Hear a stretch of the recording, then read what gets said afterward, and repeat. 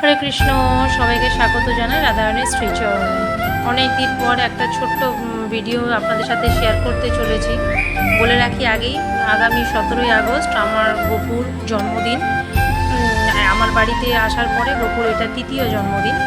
সবাই কিন্তু অবশ্যই আমি যে ব্লগ দেবো অবশ্যই কিন্তু আপনারা দেখবেন এবং আমার পেজটাকে ফলো করবেন এবং ইউটিউব পেজটাকেও সাবস্ক্রাইব লাইক করে দেবেন। ইউটিউব চ্যানেলটা এই দেখুন, গপুর জন্য একটা ঘাগরা বানিয়েছি। এটা তার টপ, ফুল লেন্থের টপ। হ্যাঁ, ঘাগরার সাথে মানে এই ফুল লেন্থের, যেহেতু গপু একটু বড়, তার জন্য এই ফুল লেন্থের টপটা দেখতে সুন্দর লাগে। পিছন দিকে বাঁধার সিস্টেমে করেছি।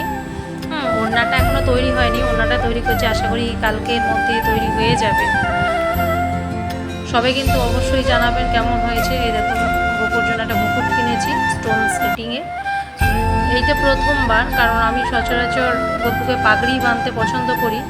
গপুর মুখে পাগড়িটা খুব সুন্দর লাগে, তো এবারে একটু ডিফারেন্ট কিছু ট্রাই করলাম। এরকম মুকুটের ম্যাচিংয়ে কলঙ্গি। সবাইকে কিন্তু রিকোয়েস্ট করছি অবশ্যই সবাই জানাবেন কেমন হয়েছে এবং অবশ্যই 17 তারিখ না হলেও 18 তারিখে আমি যে ভিডিও শেয়ার করবো সবাই কিন্তু দেখবেন। আপনারা যদি ঠিক করে ভিডিও না দেখেন তাহলে আমি কী করে বুঝবো কোথায় আমার ভুল হচ্ছে বা কোথায় আমার রেকটিফাই করার প্রয়োজন আছে। এরকম এইটা কিনে নিয়েছি চোকার সেটের মতো বা চিকের মতো। আমার খুব সুন্দর লাগলো।